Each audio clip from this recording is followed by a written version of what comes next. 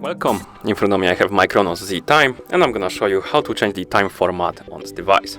First, we need to wake up the screen on our watch. To do it, press the bottom button,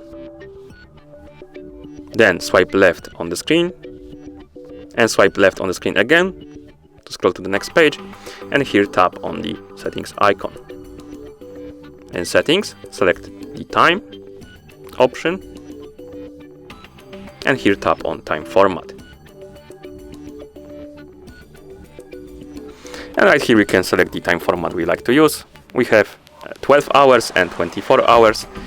To select the one you like, simply tap on it, like this, and then press the back button to go back and apply your settings. And that's how you change the time format on this device.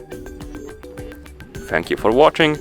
If you found this video helpful, please consider subscribing to our channel and leaving the like on the video.